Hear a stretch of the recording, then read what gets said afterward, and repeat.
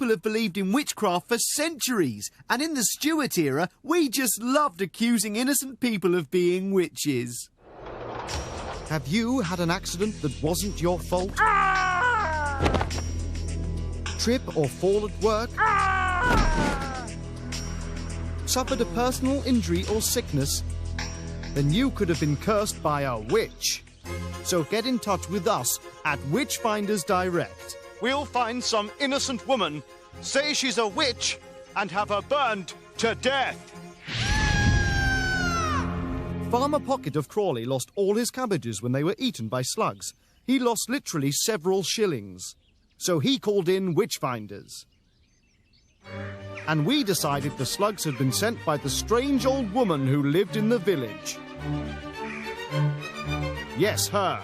It wasn't me. Yes, it was. She's old and warty and looks a bit evil, don't you think? So we had her dragged away and given a fair trial. Do you have a cat? Yeah. Then thou art a witch. She was put to death and her cat sent to prison. So if you have anything go wrong in your life, call Witchfinders Direct. We'll find some innocent old woman and blame her for it.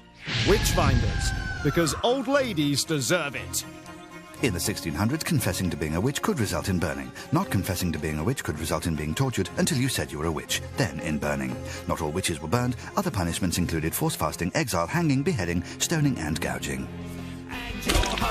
Negative b plus or minus radical b squared minus 4ac over 2a. That's correct. A girl answered a math problem. You know what that means. A witch! Dunking was a more serious version of this and was a trial by ordeal. So when a woman was suspected of being a witch, they often used dunking as a test of her guilt or innocence. The suspect was tied to a wooden or iron chair, sometimes surrounded by a simple but sturdy iron cage. The chair was attached to a long wooden beam, and the chair was then lowered into the water, which was normally a river or pond.